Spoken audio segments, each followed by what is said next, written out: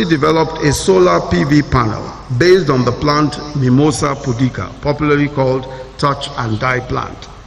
Despite the odds, he was able to build solar cells constructed from weed extracts, which when exposed to sunlight were found to accumulate sufficient solar energy that was convertible to electrical energy.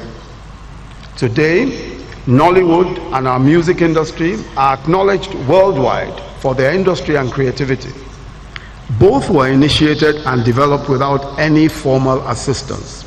But think of the innovation that another young Nigerian entrepreneur has brought to Nollywood. Jason Njoku has made the Iroko brand the largest mainstream licensors and distributors of over 5,000 Nollywood films and African music. Iroko has attracted $20 million in equity investments. The same Nigerian entrepreneurial and innovative spirit can be seen in Konga and the revolution of online shopping. Or the story of Jobberman, which was listed in the Forbes magazine's top 10 tech startups in Africa. Jobberman was founded about 8 years ago by 3 young techies while they were in school at the Obafemi Awolowo University. They have grown the company into a multi-million-dollar company. The young founders have now divested their interest in the company and they are investing in other Nigerian startups. All of these have happened without formal state support. Venture Garden Group, a data automation company founded by 3 young Nigerians, average age of 28, focus on big data, automation and revenue assurance systems. And they've taken innovation to new levels. For example, one of their subsidiaries, PowerTech, provides automation for the national power grid, which now allows real-time monitoring of energy flow from generation to distribution and payments to all parties in the value chain to promote transparency and sustainability of the electricity market. They have their center right here in Abuja. Of course, there are a million others. There's Budget, who we've just heard speak. We have a growing animation industry in Nigeria, demonstrating Nigerians' creativity in producing educational, entertainment, and other informative resources. I was told that representatives of a big Hollywood studio who are looking to outsource their animation projects came and looked at these studios and were impressed with the quality of the work. The challenge that they've experienced is the size of the animation workforce and the infrastructure to render long duration and high-end animation work.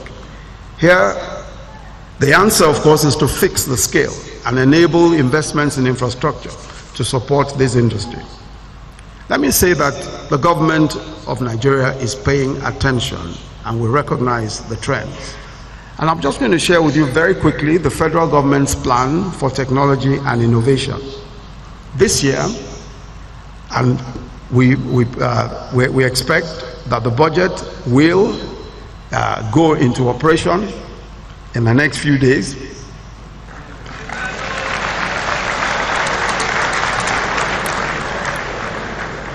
This year, isn't it so interesting that we're all paying attention? As Nigerians, we're all paying attention. All of us are keyed in and we know exactly what is going on. This year, we're establishing technology innovation hubs across the country. 2 super hubs, one in Lagos and Abuja, and 6 regional technology hubs in the 6 geopolitical zones. In partnership with several major technology companies, the hubs will be fully resourced with infrastructure and capacity building tools. Each hub will be designed to produce relevant innovative technology solutions to a wide range of business, commercial and government problems.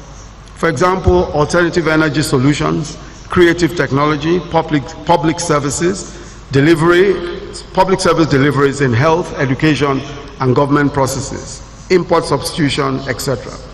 Several major technology companies have not only signed on to partner, but they are also providing infrastructure and opportunity in the hubs.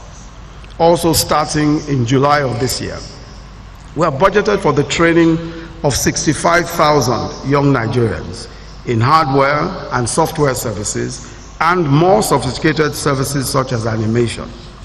This will mean that we'll be building more local capacity to build and assemble hardware, and to write innovative programs. We'll also be focusing on technology for media and entertainment. We intend to create a reservoir of human capacity in technology that can be exported internationally. Nigeria can lead India as a market for technology and innovation and talent. Even our training of 500,000 graduates as volunteer teachers also has a technology component. Each of them, in phases, will be given a device which will contain a variety of technology training applications to enable them attain varying degrees of proficiency in technology. On June 23rd, 2016, we are launching a special presidential initiative on innovative technology. We'll be bringing together to the villa 50 of the most innovative technology startups. They'll be meeting with major technology and innovation companies, as well as venture capital, collaborating with the federal government to take their ideas to the next level. We're also creating technology opportunities in our import substitution and diversification plan by encouraging innovative technologies to spearhead smart domestic production. For example, in agriculture, our extension services will map and match soil data with best crop and harvest practices, ensuring that farmers get relevant and tailored advice via cloud technology. Also, we see immense possibilities for medicine and education. The scale and dimension of our innovation aspirations clearly demonstrate that we hope to achieve a lot in a very short space of time. But we're also farsighted. We know that at the cradle of a production-oriented society and a knowledge economy lies a focus on education in science, in technology, in engineering and mathematics, otherwise referred to as STEM education. This is why we're incentivizing fresh undergraduates in this area by paying a bursary award to 100,000 STEM undergraduates.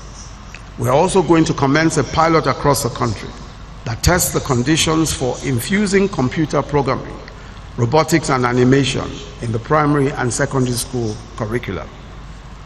The goal of the federal government is to use innovation and technology to bring revolutionary change to Nigeria at a pace and on a scale that are unprecedented.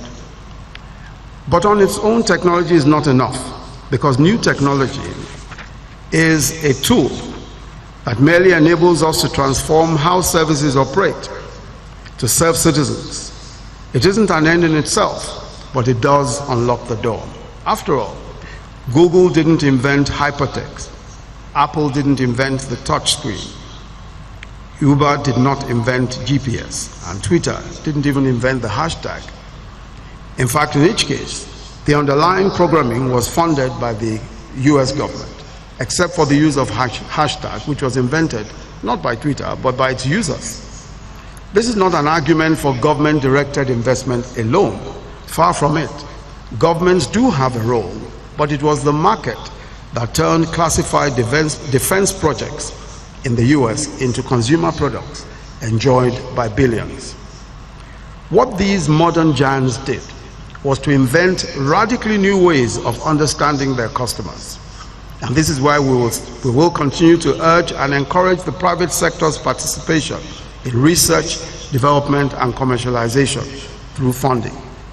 In this connection, we're establishing the Innovation Fund to support all downstream research, product development, and commercialization activities carried out by universities, research institutes, enterprises, and the hubs that we are creating. The Innovation Fund is a relatively new idea because we intend to put resources, significant resources, and that is in this budget, to ensure that those who have innovative ideas, that those whose ideas can truly transform, are given an opportunity to access funds cheaply. But the process of doing so, of course, is to prove by some kind of proof of concept that the particular innovation is such as will make a real difference. The second goal is to challenge the Nigerian youth to creativity and innovation.